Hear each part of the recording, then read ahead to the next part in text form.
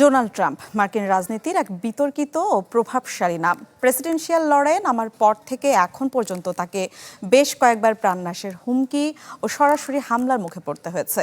বিশ্লেষকদের মতে ট্রাম্পের ওপর হামলার ঘটনাগুলো মার্কিন রাজনীতিতে ক্রমবর্ধমান সহিংসতার বহিঃপ্রকাশ। দেশটিতে বিদ্যমান অস্ত্র আইনও পরিস্থিতিকে জটিল করেছে আরও। শনিবার রাতে ওয়াশিংটনের হিলটন হোটেলে হোয়াইট হাউস সংবাদদাতাদের বার্ষিক নৈশভোজে গুলির শব্দ হঠাৎই স্তব্ধ করে দেয় সেখানকার আনন্দ উল্লাস।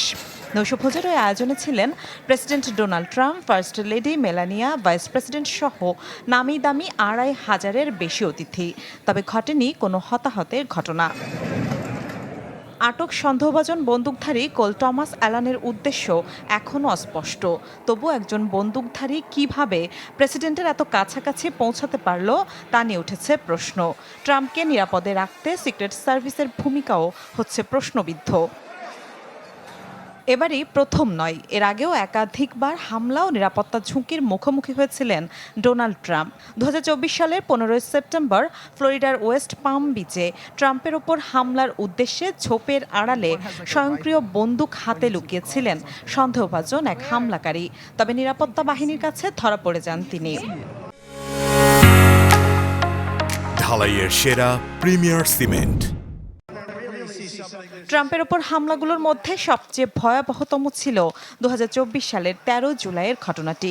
পেনসিলভানিয়ার বাটলার এলাকায় নির্বাচনী সমাবেশে ভাষণের সময় পাশের একটি ভবনের ছাদ থেকে গুলি চালানো হয়। ওই হামলায় আহত হন ট্রাম্প।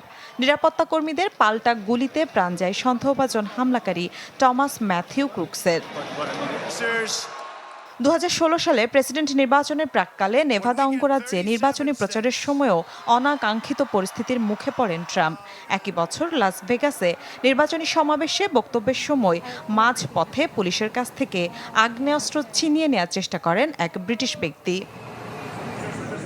বিশ্লেষকদের মতে ডোনাল্ড ট্রাম্পের ওপর হামলার ঘটনাগুলো মার্কিন রাজনীতিতে ক্রমবর্ধমান সহিংসতার বহিঃপ্রকাশ। ট্রাম্পের কট্টরপন্থী অবস্থান এবং বিরোধীদের প্রতি তীব্র সমালোচনা মার্কিন সমাজে এক ধরনের মেরুকরণ তৈরি করেছে।